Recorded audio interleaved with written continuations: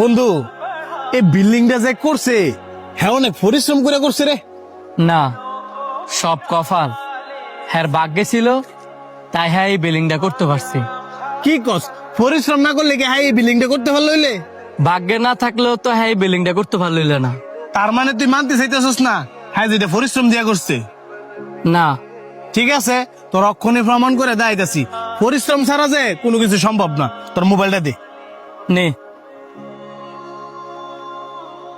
এই যে তোর মোবাইলটা এনে রাখলাম, এখন তুই পরিশ্রম না কইরা তোর ভাগ্যের জোরে মোবাইলটা তোর হাতে নিয়ে দে আছে দি।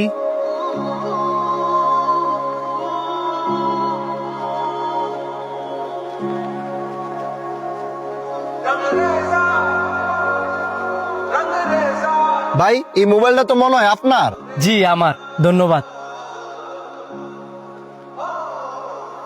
মোবাইলটা কিন্তু আমার ভাগ্যের জোরে আমার হাতে আইছে। শোন, পরিশ্রম তো রাজমিস্ত্রি করে, যারা মাটি কাটে তারাও কিন্তু অনেক পরিশ্রম করে, যারা রিক্সা চালায় তারাও কিন্তু অনেক পরিশ্রম করে, কিন্তু তাদের ভাগ্য তাদের সহায় হয় না। আবার আমি এমনও মানুষ দেখছি যারা কিনা চা বিক্রি করিয়া, পেপার বিক্রি করিয়া কোটি কোটি টাকার মালিক। একটা মানুষ যখন পরিশ্রম করে বড়লোক হয় তখন সে বইলা বেড়ায় আমি পরিশ্রম করে বড়লোক হইছি। আবার সেই মানুষটি যখন দুঃখ করে নিচে বইরা যায় তখন বলে সব আমার কপালের দোষ। জীবনটা আছে না, ব্যালেন্স করে চালানো উচিত। যে সবসময় আল্লাহ পাককে খুশি রাখে এর ভাগ্য কখনো খারাপ হইতেই পারে না।